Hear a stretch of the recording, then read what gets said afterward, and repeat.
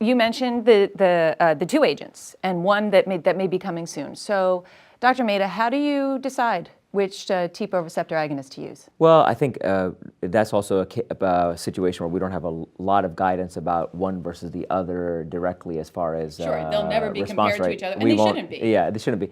And I think one key point is like from a mechanistic perspective, like Ralph mentioned earlier about, well, if one TPO drug is not working for some reason, then don't go to another TPO drug. It's the same mechanism. But I think as far as like choosing between the two, usually it's more patient factor. So for example, L-trombopag is an oral medication.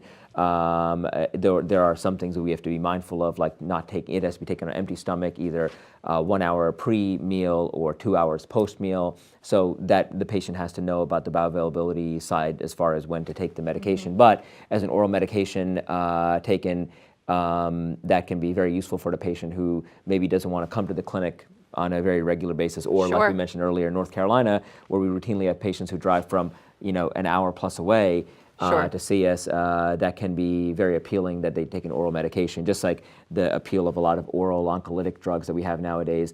That being said, ramiprostim is also a good medication that can lead to, you keep them on treatment. So the duration of therapy is kind of indefinite, as it were, but at least it will typically work in these folks, but they just have to come to the office for administration, as Ralph mentioned earlier about the incident to billing and so forth. So they theoretically have to come to the office and get the injection there. And which is more convenient for some patients, to be honest. Some patients might like it. Issues that might come up for some patients may even be, some clinicians and patients might be compliance considerations. So yeah. That's always one of those things we think about. Well, oral medication, are they definitely taking it, not taking it inconsistently?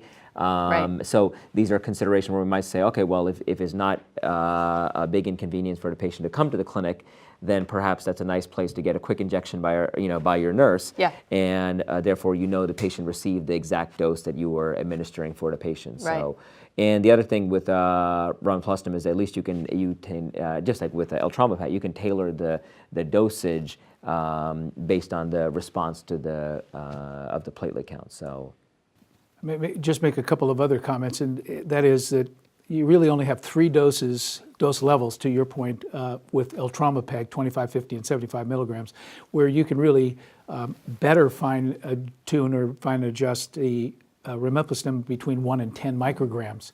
The other thing that I don't think is ready for prime time, but is again interesting when we're talking about correlative studies, is that there's a paper presented here at this meeting looking at autoantibody levels and response rates for both of those 2 drugs. And what they showed was that TPO levels, right? TPO levels. TPO I'm levels. sorry. I'm glad you corrected me. Oh, no. Yeah.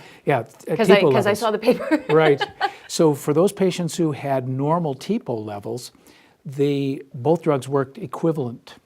For those patients who had very high TPO levels, and you might think of this almost in the erythropoietin kind of issues that we struggle with anemic patients, for those with high TPO levels, they didn't respond to either.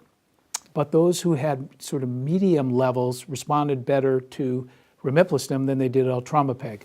So that's just also very interesting and may help us, may or may not, help us later on again if we ever get to a point where there are certain levels of any of these proteins that we can measure to help us better select the drug that is more likely to be efficacious in the patient. Yeah, to aid the choice. I mean, like you said, it's a probable, not 100%, but it's great that we're starting to crack this, to get guidance on appropriate therapy to choose. And I want to go back to what you said about taking the medication on an empty stomach when you're using L-trombopag. I think that is so key for physicians to recognize, because if you have a patient that is not responding to L-trombopag, it's really worthwhile to see, are they indeed taking it on an empty stomach, because it will render the drug completely ineffective.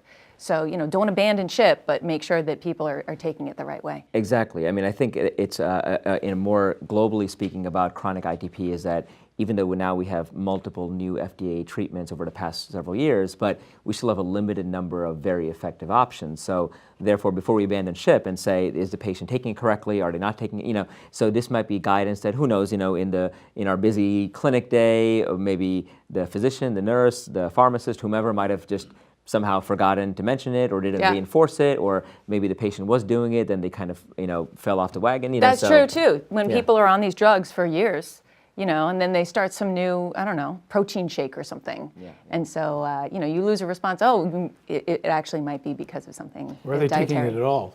Yeah. Yeah, Or they're or not taking it at all, yeah. True. I mean, and I think what, Though, I don't know. ITP patients are pretty compliant. at least with ITP, I feel that clinically we will know if they're taking it or not taking it, because if we suspect they're not taking it, the platelet count's not going to go up, or it's going to fall back down to wherever they started at. So, and with chronic ITP, usually that's a very low level. So.